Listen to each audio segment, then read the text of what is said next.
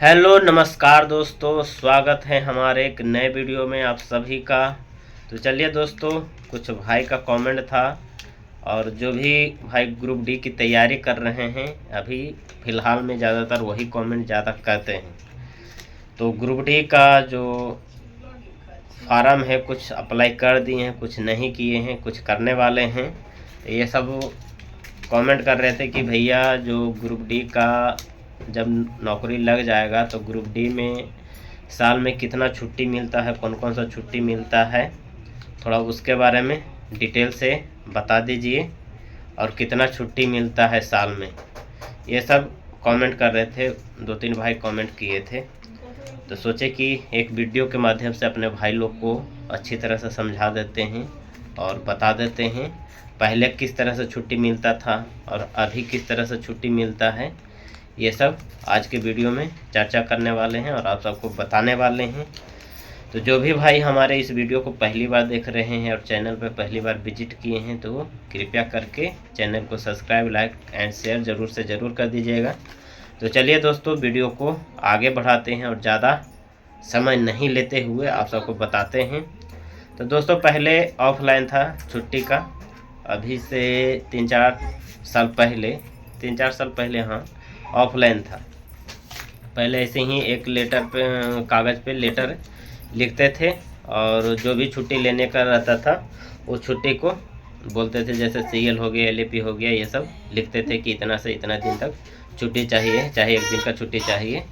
तो लिख के अपना जो एसएससी है, जेई है, उनको देते थे और वो साइन करके ऑफिस भेज देते थे। पहले ऐसा होता था, लेकिन अब से रेलवे में जितना भी है, जो भी काम होता है सब ऑनलाइन होता है। जैसे छुट्टी हो गया, और भी बहुत तरह का है, जैसे छुट्टी हो गया, चाहे पास पीटीओ बनाने का हो गया।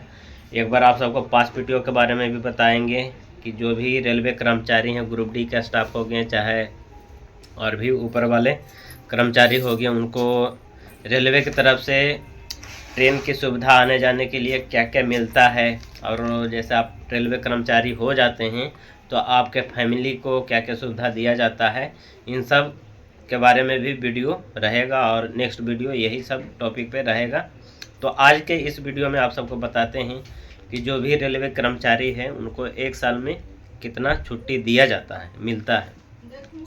तो पहले दोस्तों, अभी दोस्तों पहले तो ऑफलाइन था, अब ऑनलाइन हो गया, सभी चीज़ ऑनलाइन हो गया। जो भी आपको करने का है सब चीज़ ऑनलाइन हो गया। तो छुट्टी के बारे में आप सबको आज छुट्टी के बारे में बताते हैं और बाकी जो भी चीज़ है वो मैं आप सबको बाद में बताऊंगा। तो अभी जो HRMS है उसके थ्रू अब छुट्टी अप्लाई किया जाता है। जो भी छुट्टी आपका है, जैसे CL हो गया, LAP हो गया, HLAP हो गया, ये सब जितना भी छुट्टी है सब ऑनलाइन अप्लाई करने का रहता है। ऑनलाइन अप्लाई करिएगा तो आपको छुट्टी मिलेगा। जैसे अब लेटर लिख के दीजिएगा तो उस तरह से अब छुट्टी नहीं मिलेगा। तो इन्हीं कुछ टॉपिक है, 3-4 छुट्टी है जो भी रेलवे कर्मचारी को दिया जाता है साल में। 3-4 छुट्टी ऐसा है। सबसे मोस्ट इम्पोर्टेंट छुट्टी तो बहुत तरह का है। ऑन ड्यूटी एक छुट्टी रहता है, और जैसे आप जो भी रेलवे कर्मचारी है वो अगर पिता बनते हैं चाहे माता बनते हैं तो उनको ऐसे माता बनती है तो उनको पैटर्निटी लीव दिया जाता है। तो इन सब टॉपिक के बारे में बात करेंगे। अभी आप सबको 3-4 छुट्टी के बारे में आप सबको बता देते हैं। पहले हो गया CL, जिसको कैजुअल लीव बोला जाता है, और दूसरा में हो गया LAP, लीव एवरेज पे। LAP को लीव एवरेज पे बोला जाता है, और HLAP को हाफ लीव एवरेज पे बोला जाता है। ये 3 छुट्टी हो गया। और CL के बारे में मैं आप सबको बताता हूँ। CL दोस्तों साल में 10 को मिलता है, 10 दिन का छुट्टी मिलता है CL, और एक साल में ये इसको ख़त्म करने का रहता है। अगर ये एक साल में नहीं लेते हैं और बच जाता है तो ऑटोमेटिक ये ख़त्म हो जाएगा, आपके अकाउंट में ऐड नहीं होगा। जो HRMS है, एक जैसे आप रेलवे में ज्वाइनिंग करते हैं तो ज्वाइनिंग करने के बाद कुछ 1-2 महीना के बाद आपका HRMS ID बन जाएगा। बाकी छुट्टी हो गया, लीव हो गया, छुट्टी हो गया, जैसे छुट्टी का हो गया, पास पीटीओ का हो गया, तो वो सब इसी के द्वारा आपको दिया जाएगा और मिलेगा। तो जो आपका HRMS ID है उसमें आपका CL ऐड नहीं होगा। अगर 1 साल के अंदर नहीं लेते हैं तो फिर अगला जो जैसा अभी 26 चल रहा है, तो 2026 में आपको 10 CL दे दिया गया। 2026 में 10 CL आप यूज नहीं करते हैं, नहीं लेते हैं, तो 2027 में आपका ये ख़त्म हो जाएगा। और बाकी जो LAP है ये 1 साल में 30 दिया जाता है और 6 महीना पर इसको दिया जाता है। जैसे 30 है तो 15 दिन का, जैसे जनवरी से जुलाई तक 15 आपको दिया जाएगा, फिर जुलाई से दिसंबर तक 15 दिया जाएगा, ठीक है। तो ये LAP हो गया। बाकी HLAP हो गया, ये 10-10 ये दिया जाता है। और ये भी उसी तरह से है जैसे LAP हो गया। जैसे अभी जनवरी से जुलाई तक आपको 10 दिया जाएगा, फिर जुलाई से दिसंबर तक आपको 10 दिया जाएगा, टोटल 20 हुआ। और ये जैसे 20 हुआ तो इसको हाफ बोला जाता है। जैसे आप इसको ये छुट्टी लेते हैं 1 दिन में, तो 20 दिन है, तो 20 दिन का हाफ इसको 10 दिन माना जाता है। 10 दिन का मिलता है 1 साल में 20 दिन, 1 साल में 20 दिन का मिलता है। बाकी 6 महीना पर 10 दिन का मिलता है। तो 6 महीना पर अगर 10 दिन का मिलता है तो समझिए उसको 5 दिन समझिए, ठीक है, क्योंकि 1 दिन में 2 कटता है ये हाफ, इसीलिए इसको हाफ लीव एवरेज पे बोला गया है। हाफ का मतलब हुआ कि जैसे 1 का आधा, तो आधा हो गया। अब 10 है तो 10 का आधा 5 हुआ, तो इसको 5 ही, अगर 1 दिन का छुट्टी लेते हैं तो 5 ही माना जाएगा। और बाकी दोस्तों NH हो गया। NH का मतलब नेशनल हॉलीडे हो गया। नेशनल हॉलीडे 1 साल में 13-14 मिलता है। जैसे होली हो गया, दीपावली हो गया, गांधी जयंती हो गया, 26 जनवरी हो गया, 15 अगस्त हो गया। इस तरह से सभी डिवीज़न, सभी जोन का अलग अलग नेशनल हॉलीडे रहता है। किसी जोन का अपना क्षेत्रीय जो भी त्यौहार है, पर्व है, उसको ऐड करता है। बाकी जैसे अपना बिहार यूपी हो गया, बिहार में छठ मनाया जाता है, दीपावली बहुत धूमधाम से मनाया जाता है, तो उधर का छठ बहुत इम्पोर्टेंट है। तो सब अपना अपना डिवीज़न जोन अपना अपना तरह से NH रखता है। तो टोटल मिला के 1 साल में 13-14 दिन का रहता है। 13-14 दिन का ये हो गया। अब रेस्ट के बारे में आप सबको बताते हैं दोस्तों। रेस्ट जितने भी रेलवे कर्मचारी हैं, चाहे किसी भी ग्रुप में रहे, ग्रुप A में रहे, चाहे C में रहे, चाहे D में रहे, किसी में भी किसी भी ग्रेड पे रहे, सभी को रेस्ट दिया जाता है। 6 दिन ड्यूटी के बाद 7वां दिन रेस्ट दिया जाता है। चाहे किसी नाइट करते हैं, चाहे डे करते हैं, कोई सा भी ड्यूटी करते हैं, तो सभी को रेस्ट दिया जाता है। तो रेस्ट के बारे में आप सबको बता देंगे। बाकी जितना भी इम्पोर्टेंट छुट्टी है, CL हो गया, LAP हो गया, HLAP हो गया। HLAP के बारे में आप सबको बताते हैं। HLAP जैसे आपका तबीयत ख़राब हो गया, चाहे कुछ शरीर में प्रॉब्लम है, तो आप हॉस्पिटल से ये इसको सिक बोला जाता है। HLAP को सिक बोला जाता है, ठीक है। एक बात मैं आप सबको बता देता हूँ। और ये 20 साल में 20 मिलता है, तो 20 का आधा 10 हुआ, तो टोटल 10 दिन अगर सिक मारते हैं तो टोटल 10 दिन का आपका पेमेंट बनेगा। ये नहीं कि 20 दिन का है तो 20 दिन आप सिक मारे तो 20 दिन का पेमेंट बनेगा, ऐसा नहीं है। 20 का आधा 10 माना जाता है, इसलिए जो HLAP है। और HLAP का मतलब हुआ हाफ लीव एवरेज पे। बाकी जो LAP हो गया, CL हो गया, ये फुल मिलता है, ठीक है। तो CL के बारे में आप सबको बता देते हैं कि CL किस तरह से लिया जाता है। जैसे 1 से 10 तारीख तक आपको छुट्टी लेना है, तो आज रेस्ट है, कल से CL ले रहे हैं, तो आज